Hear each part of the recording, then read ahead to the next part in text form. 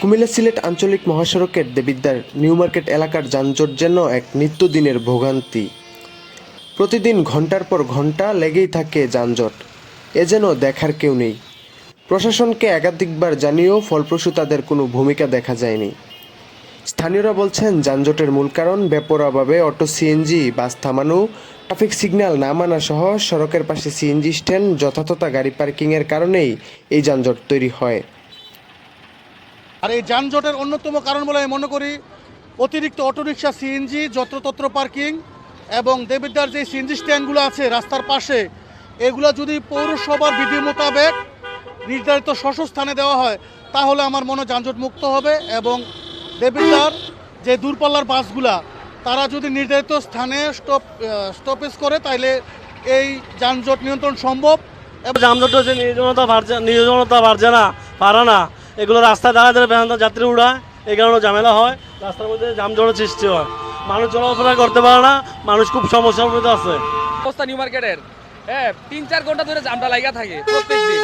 আজকে 5-6 বছর হয়েছে এই দেবিদ্বার ট্রাফিক বক্স আসছে, আর এখানে হচ্ছে ট্রাফিক বক্স। ট্রাফিক পুলিশ কি করে? এখানে ইন্সপেক্টর আছে, সার্জেন্ট আছে, তাদের কি কোনো ভূমিকা নাই?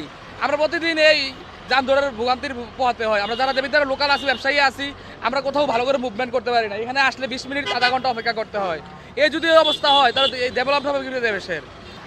এই মহাসড়ক দিয়ে আপনার হাজার হাজার লোকজন প্রত্যেক দিন যাতায়াত করে এবং আমাদেরকে দেখতে বিগত 1 বছর ধরে আমরা এই যানজটের দুর্ভোগ পোহাতে হচ্ছে আমাদের এই দেবিদ্বার উপজেলা এবং মুরাদনগর উপজেলা, আপনার বুড়িচর উপজেলার কিছু মানুষ।